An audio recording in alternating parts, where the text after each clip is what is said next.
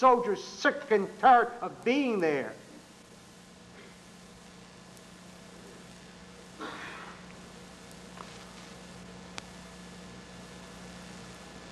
It's not the Labour Party's fault. Likud members have this incredible incapacity to admit that the fault lies not in our parishes but in ourselves. The Prime Minister is not a Labour Party man. The Prime Minister is Shamir, a little man, a tiny vision. He is to blame for it. He has the right to fire the Minister of Defense. He can't get up and say, it's not my fault. Rabin is the Minister of Defense. You fraud, you. Fire him. But you won't fire him because you know that you are going to make concessions and you need the Labour Party. That's why they took in Paris. Paris was a corpse, a political corpse. It was finished. And Shamir came and resurrected the dead. Because he needed him. He knew that he was going to make the concessions, and he wanted someone to blame along with him. So he won't fire Rabin. Of course not.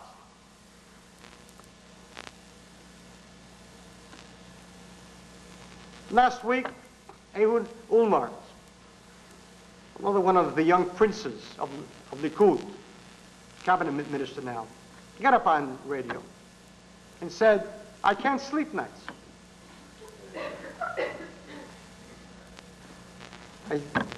I think of every day soldiers killing Arabs, and I can't sleep nights. You can't sleep nights? You can't sleep? You from Likud? If it bothers you that Arabs are being killed, make Kahana prime minister. I'll move the Arabs out of the country, and no Arabs will be killed.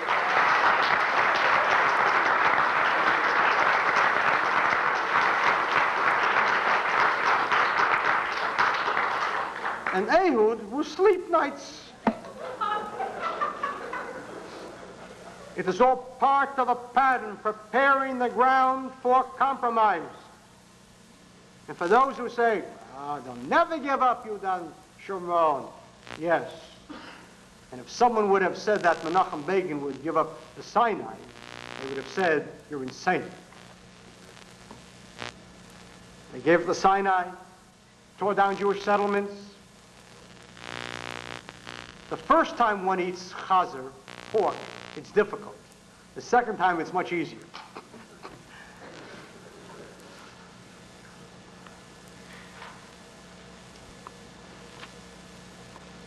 Yudah L'olam Teshev, a verse in the Tanakh, in the Bible. And Judea will exist forever. I hope it will never have to exist. But if it exists, it will exist forever as a Jewish state.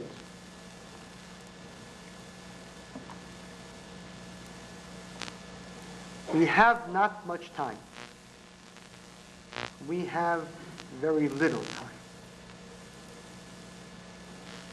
The forces within Israel are moving Israel to surrender and to disaster. We are paying a price for all the years of not admitting that the PLO represents the Palestinians. Of course it represents the Palestinians. I said that for 18 years. Of course they represent the Palestinians. What are you playing games for? To whom are you lying? To yourselves? And what happened all these years when Israel said, we'll never meet with the PLO, but we will meet with Hussein, do you know what they were doing by that? They were creating the myth that there are good Arabs and there are bad Arabs. There are moderate Arabs and there are extremist Arabs. That's the most dangerous myth imaginable. There are no moderate Arabs. Every one of them wants to wipe out Israel, but there are clever ones and stupid ones. Incredible. We won't speak with Arafat. If President Assad of Syria tomorrow morning said, let's sit down and talk, you think that they wouldn't speak with him? Of course they'd speak with him. Who's more dangerous, Assad or Arafat? Of course Assad is. For years I've said, meet with Arafat. Of course meet with him and tell him no.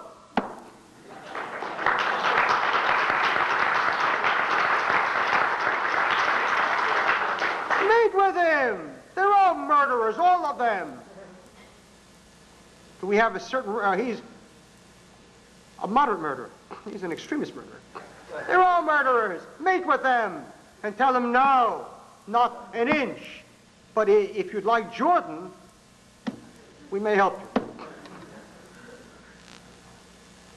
That's how you talk. Stop playing games here.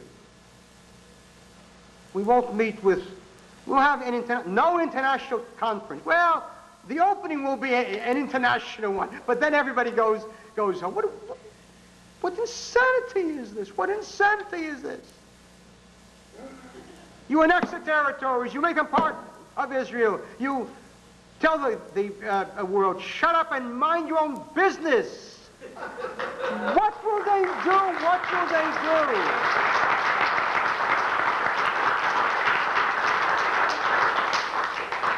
Last Friday, the Kach movement demonstrated at the U.S. Embassy in protest at the outrageous handling of the Intifada in Miami. It was an outrage. It was they actually killed 2 people. It was an outrage, and they didn't even use plastic bullets. That's what you do with imagination, instead of this deadly, dull hydra, this 2-headed hydra. Paris and Shamir were the ever 2 duller people to lead a country in the world.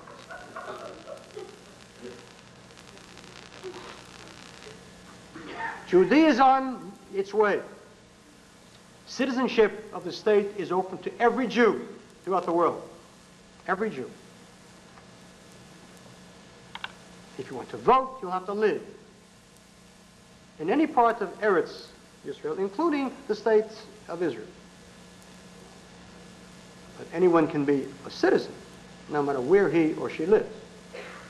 And it's important that we register as many citizens as possible. It's very, very important. It's an urgent matter. It's important that when people visit Israel, that when they enter the country, that before they show their U.S. passport, they first show passport of Judea. And of course they'll say, what mazeh, what says to you, say, what do you mean, what's it? It's a passport. And they'll come and argue, but it isn't good, and you argue, argue for a while. Argue for a while. And they'll bring over the police, mazeh, what's over here? And just speak English. Never speak Hebrew with them, only English. That they respect. And you argue and discuss and so on. And then afterwards, when things get a little warm, then you bring out the U.S. passport. But let this be. We're applying tomorrow to the UN observer status at the UN. And if we are turned down, we will appeal to the World Court in The Hague. It's not the game.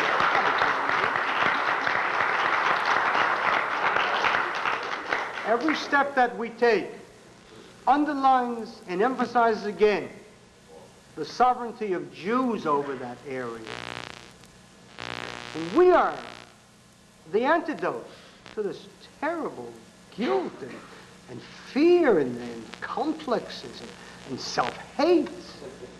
We're the antidote to that. Pride. Of course it's ours. No, you don't apologize for that. It's ours. It's ours.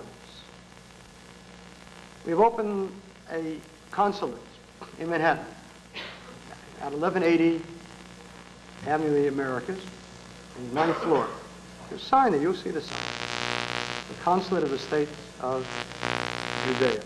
You can pick up forms there to apply to become a citizen. You fill it out, send it in, or leave it there, and you'll get your citizenship card. And we're now working on the first stamps. The famous artist Nachshon in Hebron, in Kiryat Arba, is making the first stamp for us.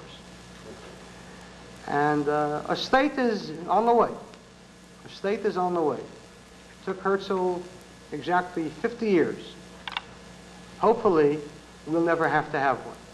But if we have to, it will be a lot less than 50 years. And it will be a lot more Jewish state than the one that Herzl made.